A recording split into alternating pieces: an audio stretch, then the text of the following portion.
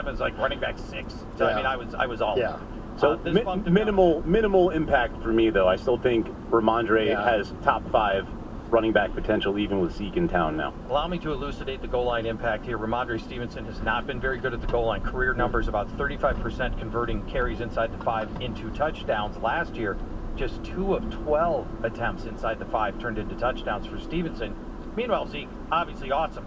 46 career touchdowns from inside the 5. Top 5 in the NFL in conversion rate in short yardage and goal line situations over the last 2 years. You know, Zeke has always been good there. He'll be good there now. And that what worries me about Stevenson is he's sitting on another 6 touchdowns. It's that minivan. That would pull the overall productivity. Here goes that Dodge Caravan. Round 4.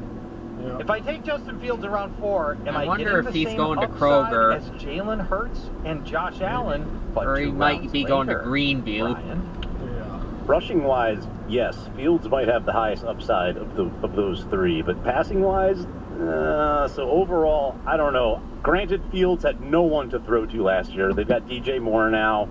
That helps things, but Fields was under 3,000 passing yards last year. Allen and Hurts guaranteed 4,000 yards if healthy, at least, bare minimum. And I don't think we see that from Fields as a passer. I expect the numbers to go up. So not the same upside. It's close, but you're gonna have more upside with Hurts and Allen overall rushing and passing. Scott, if I take Fields in round 4, am I getting the same upside as Jalen Hurts and Josh Allen have, but I'm doing it 2 rounds later? I like the phrasing this because the downside is remarkably different. Right, it's very different downside. As for the upside, yes. Just based on last year, Justin Fields would have to add 1,000+ passing yards Looks and pretty 8 to 10 shallow. more passing touchdowns just to get to their level last year. And last year wasn't even Josh Allen's best year, so his upside's even more than last year. And Jalen Hurts, See, I not think much he has more water. upside than he had last year because 22 passing touchdowns with more weapons. I think he can actually do better this year. I don't think it's the same upside, but it might be closer than some people think. I guess my answer is no. It's not the same upside. It doesn't quite reach there. It's not quite the same. Yeah.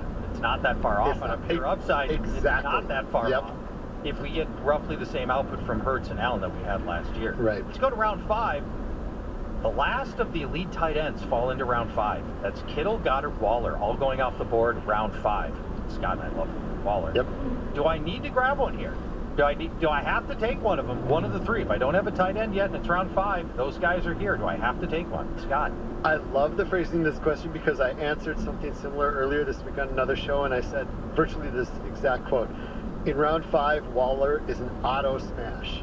I absolutely take my tight end 3 right there in Waller because I feel like there's a slight drop-off and then there's a huge drop-off of other guys. I'm going to have to piece something together. I want Waller and his upside there. Brian, it's round 5. The last of the elite tight ends are falling in here. Do you have to grab one here? I love Darren Waller, too, by the way. Oh, Lest you forget, 2019, one of my sleepers, unknown Darren Waller. I said go out and draft Darren Waller in the last round. Ultimate peacock there. I actually played a league with Darren Waller. Oh, there you go. Who do you not play in a league with, Scott? Charge didn't do that. I played a league with him. Now, back to your question, do you need to grab one? No. It would be nice to grab one. I don't think you need to grab one just because I love Gerald Everett so much, and he's got top 8 potential.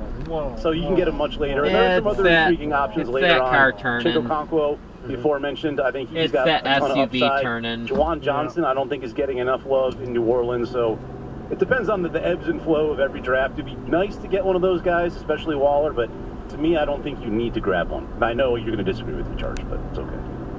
Not the first time. Let's just say it's week 8. I'm playing against Brian. I've got Darren Waller. He's slumped the tight end position to Gerald Everett.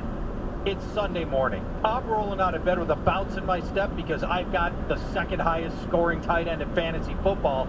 Meanwhile, Brian's sphincter tightening on Sunday morning because is this the typical game we're going to get out of Gerald Everett that we've gotten most of his career? Is this going to be one of those 2-catch, 18-yard games that Gerald Everett loves to give you? And it certainly could be. All he is the 5th receiving option on his team. He's going to have down games. You don't want to have to roll into every Sunday wondering about whether or not your tight end, Cole Kmet, Gerald Everett, Juwan Johnson, whoever is sitting on a one-catch game. Well, if you're basing this scenario off last year, Darren Waller is inactive in Week 8, so there's that. Round 6, Deshaun Watson is going in this round. If I take him, should I immediately be drug tested? Brian. Absolutely. Like, all tests, not just drug tests. This is one of the worst. Full mental capacity. This is one of the worst picks you can make. Watson is going off the board at QB9 at this point, and this is after the top 2 tiers are gone, which ends at Trevor Lawrence as pick 63. Watson is going as pick 86, but you don't want to be taking the first guy in this 3rd tier when you can get Anthony Richardson a round later, Dak Prescott, Daniel Jones, Kirk Cousins, coming off the board cheaper than Deshaun Watson, who you don't know what we're getting with Deshaun Watson anymore. You're not getting the 2019 version of him with the Texans. No, just don't do it. It's round 6, Scott. Deshaun Watson's going off the board this round. If I take him, should I be drug tested? You're taking the guy who averaged 183 yards and 1 touchdown per game last year? Like, no. I mean, I wouldn't drug test you, but also he's not even a single-digit round pick for me. I don't understand his ADP at all. I understand that he's, the offense is supposed to be more opened up for him this year, and he's been given the keys to the kingdom and whatnot, but absolutely not. I don't know that he's the top 5 potential guy that he used to be in Houston. I do, and the answer's no. Okay. Also, if I'm going to be drug tested, no, you can't hold the cup. Round 7. I wasn't asking that. Are we sure David Montgomery's going to take all those Jamal Williams goal line carries, Scott? No, I mean, like, all of them, 38 carries on goal-to-go plays last year. Like, if he got 30, that would be amazing. Now, if the question was, is he going to get half of them and convert a third of them for 7 touchdowns? I'm okay with that, but no, he's not going to get 38 carries on goal-to-go plays. All right, Brian, it's round 7. Are we sure David Montgomery's going to get all of those Jamal Williams goal line carries?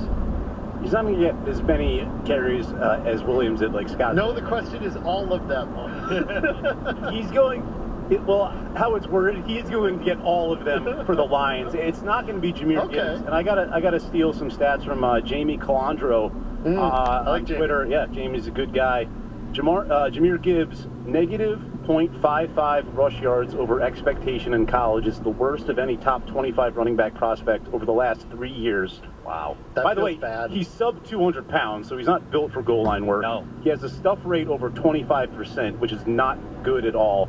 It's going to be Montgomery at the goal line. Not hating on Gibbs too much. He's going to be a fine player, intriguing PPR prospect, going to be utilized all over the field, but Montgomery's going to be the guy at the goal line. Gibbs does rate highly on the Scoot Index, but not on the stuff rate, apparently. Brian's right. There's nobody else to take a goal line carry that's just built for it. Craig Reynolds isn't. Jamar Jefferson, Benny Snell. No chance. Benny Snell's on the Lions? Yeah. I didn't even know that. Who knew he was on the Lions? He is. It's going to be David Montgomery's work.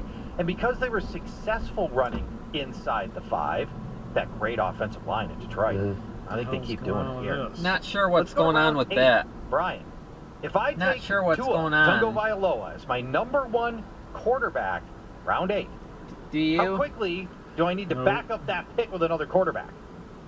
Not quick at all. You wait and you wait, and I don't even know if you back him up. Because if you're drafting Tua, you're shooting for the moon. Right. Arguably the top wide receiver duo in the NFL in Tyreek Hill and Jalen Waddle.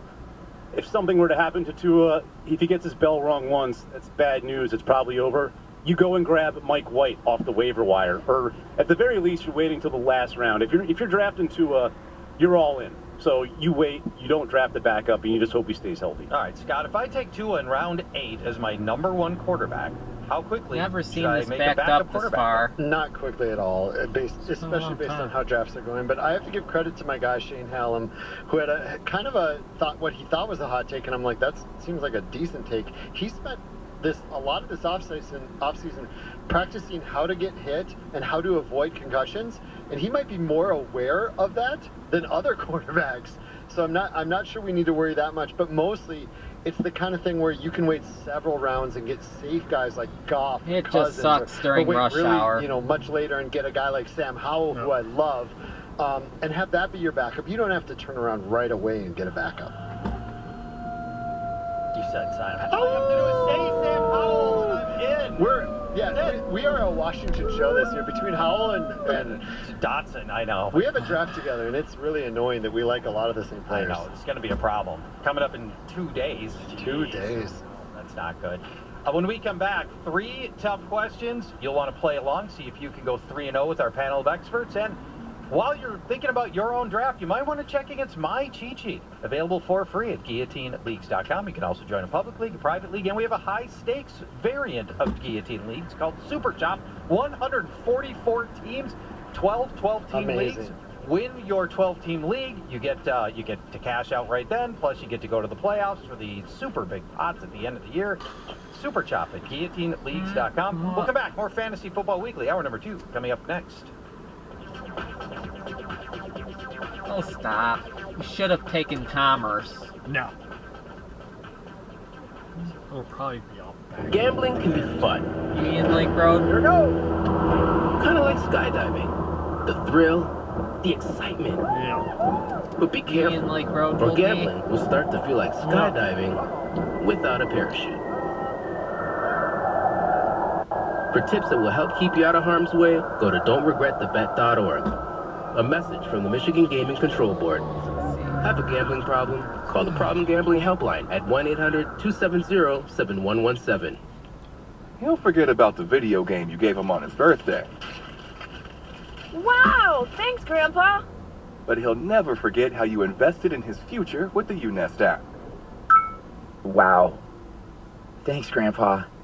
Don't just give them any gift. Give them a gift that can grow with them. Invite grandparents and family friends to contribute to your child's future with the UNest app. UNest is an investment account for kids that makes it easy to gift funds that can be used for college tuition, their first home, and more, just by sharing a link. Or include a UNest QR code on party invitations for birthdays and holidays. For a limited time, download the UNest app and use the code IHEART50 at sign up to receive a $50 bonus when you fund your account. That's code IHEART50 when you sign up at unest.co for a $50 bonus. See terms and conditions at unest.co. Your cat can't join a credit union, but you can. Credit unions aren't exclusive bougie clubs. They're financial institutions that work for your local community. Visit tryacreditunion.com to find a credit union near you.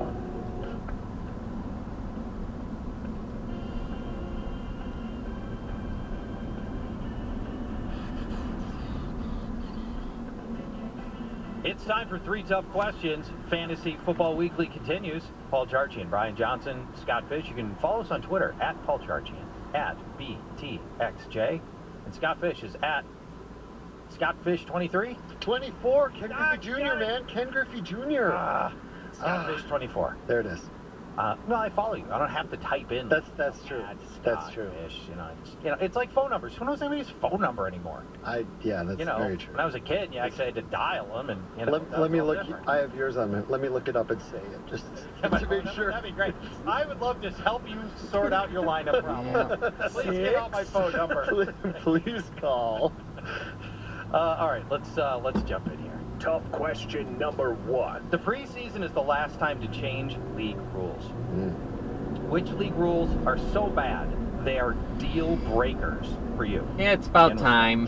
Yeah, I'm the kind of guy who's created and played in some of the craziest rules you can imagine out there. I'm usually good with Yeah, whatever, we're getting but there are over. a few I generally don't like.